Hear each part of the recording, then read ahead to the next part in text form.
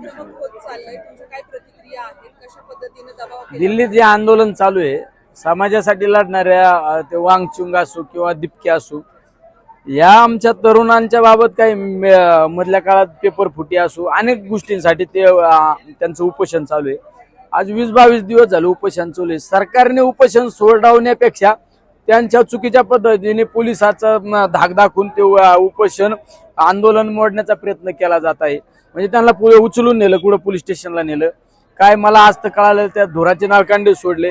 अरे अशी दडपशाही करण्यापेक्षा त्याला त्यांचे प्रश्न समजून घ्या ना आणि त्या प्रश्नाला मार्ग काढा।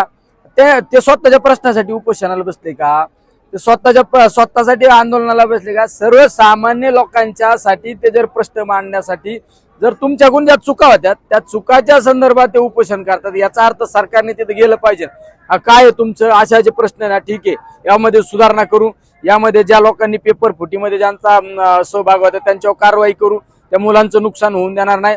आता ठीक आहे त्यांचं वर्ष वायाला गेलं ते 1 वर्ष वाढून देऊ, असा काहीतरी मार्ग काढला पाहिजे। पण मार्ग काढण्यापेक्षा दडपशाही। पण आपला एक न्यूटनचा नियम आहे, तुम्ही जास्त दाबलं ना ते जेवढ्या प्रेशरने उद्रेक होत असतो। तुम्ही किती दिवस दाबणार आहे?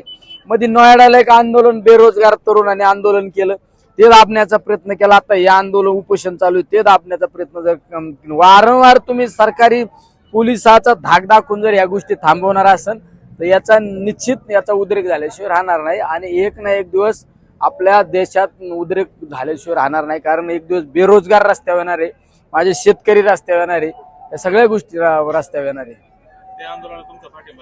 आणि पाठिंबा आता मी गेल्यानंतर खांद्याला खांदा लावून बसणार आहे तिथं सुद्धा।